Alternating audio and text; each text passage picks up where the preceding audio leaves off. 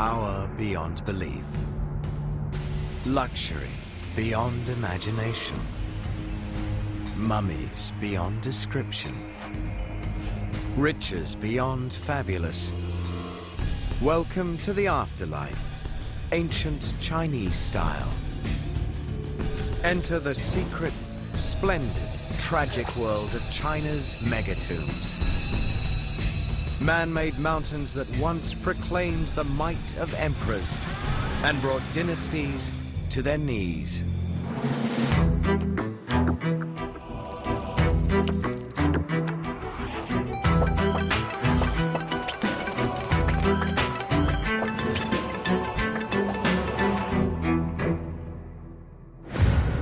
China, Shaanxi province.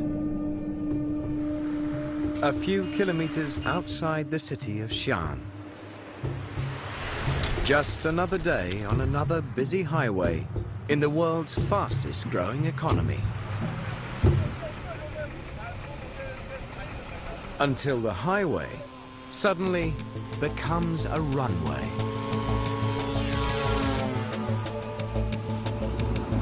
Over the next 45 minutes, a team of experts steers a small drone aircraft over Shaanxi's farmlands and brings it back to Earth, retrieving its precious payload. Images of an astonishing world. A world of mega marvels. Hundreds of earthen mounds rising above the farmlands near Xi'an. Some merely large, others gigantic.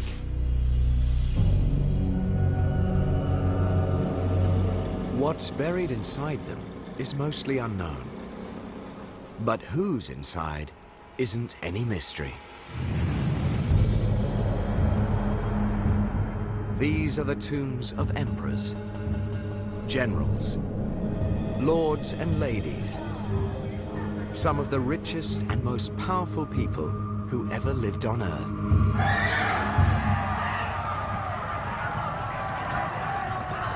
2,000 years ago, these peaceful farmlands ran with blood as armies clashed and dynasties rose and fell.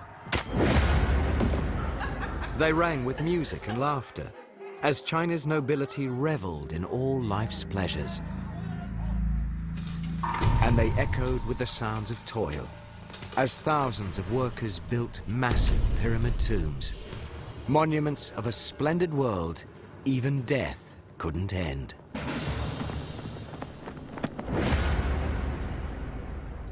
These tombs were symbols of power, they were symbols of wealth, they were symbols of political legitimacy. They said everything about how a person lived in their lifetime. They said it for eternity. To put it simply, we could say, I've got the biggest tomb, I'm the best.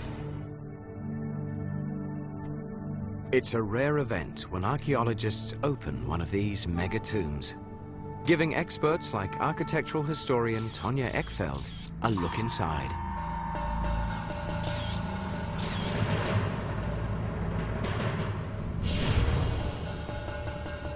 So many mysteries still lie beneath the earth. But one thing is clear.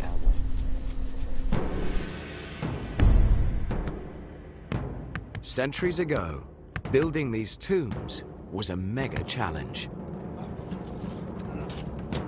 To satisfy their emperors, engineers had to move millions of tons of earth, dig huge holes dozens of meters deep, and cover them with man-made mountains.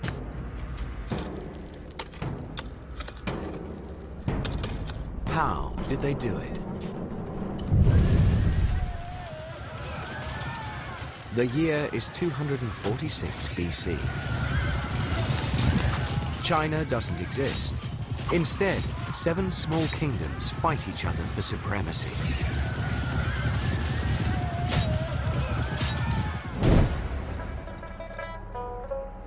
In one of them, called Qin, A new king has just inherited the throne.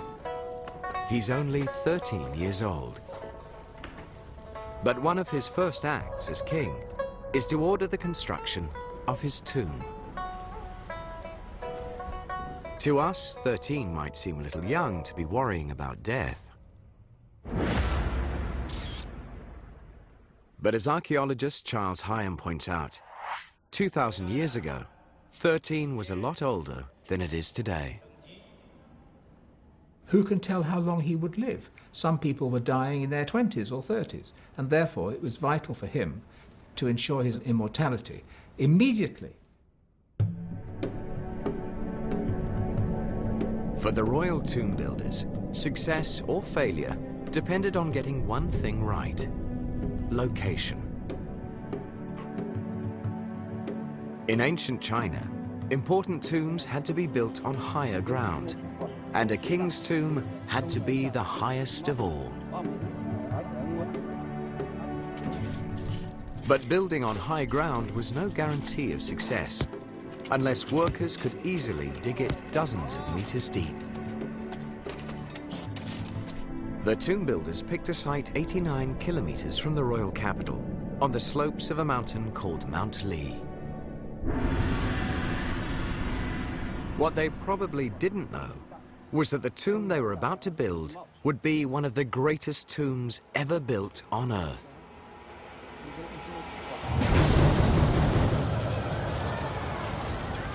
Because the boy king of Qin didn't go to an early grave. He grew up to do something no Chinese ruler had ever done. He crushed his rivals in a series of brutal wars and unified their kingdoms into a single empire under his command, the Empire of Qin.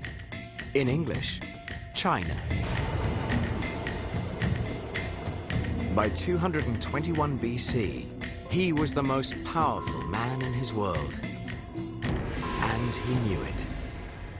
He renamed himself Qin Shi Huangdi, the first emperor of China, and he wanted a tomb that would leave no doubt about who he was and what he had done. What better way to project your limitless power than to have the biggest mausoleum, the biggest pyramid ever built? For his tomb builders, the first emperor's triumph was one of history's biggest game changers. Now, they couldn't just build a tomb that was fit for a king. They had to build a monument to the most powerful man in China's history. Luckily, they were already working from a brilliant blueprint. A tomb that centuries later would astonish its discoverers. 1977, Chinese archaeologists excavate the tomb of an aristocrat named Zhang Houyi, who died some 200 years before the first emperor.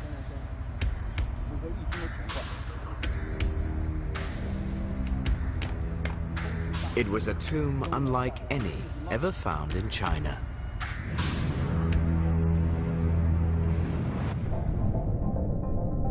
Earlier Chinese tombs had been simple vertical shafts. But Zhang Houyi's tomb was an underground palace,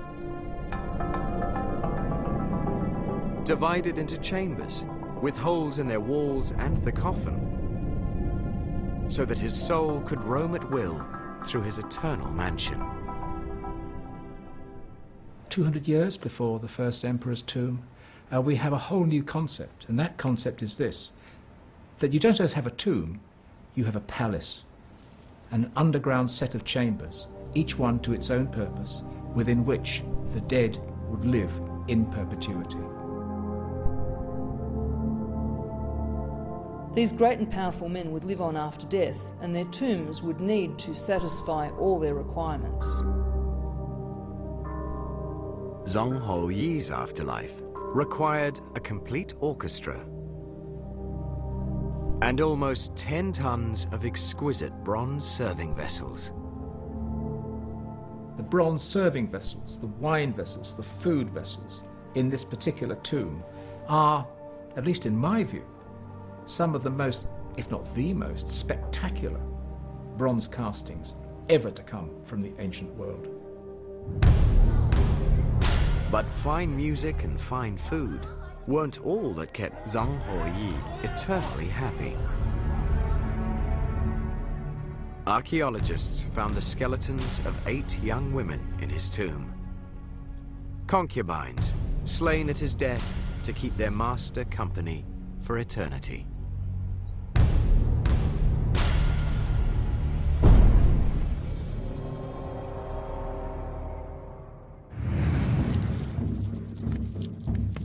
Some 2 centuries after the death of Zhang Huoyi, engineers began building the first emperor's tomb. China's greatest underground palace.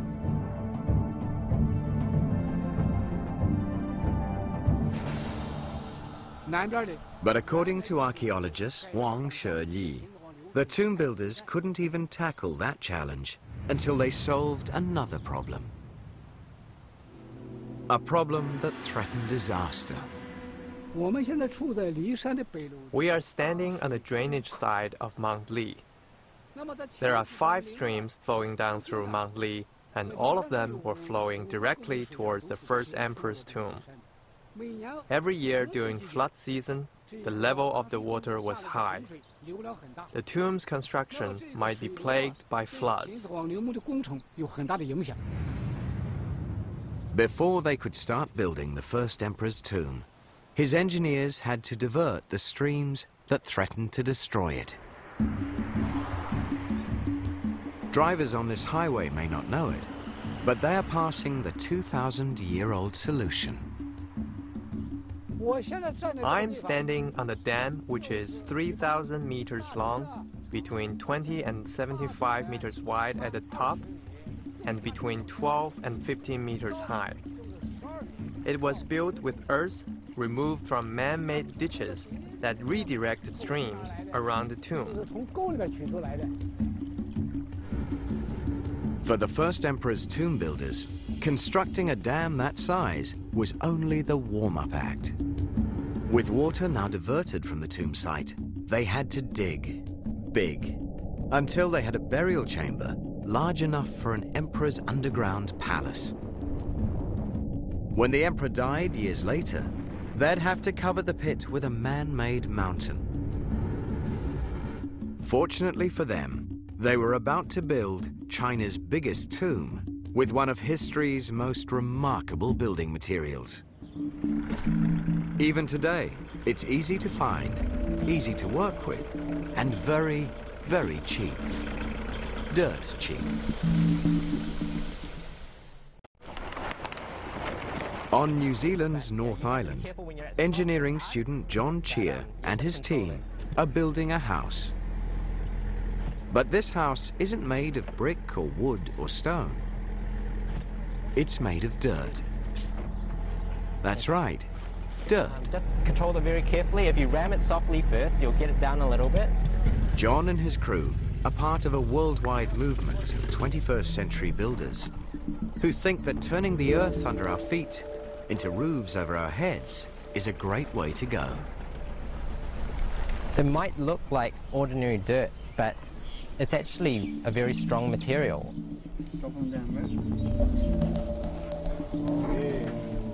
These earth structures last hundreds of years, sometimes even thousands of years. Structures like the oldest sections of the Great Wall of China, still standing today. Thanks to some simple but powerful building techniques that haven't changed in over 2,000 years. Awesome. Whether it's a house in modern New Zealand or the Great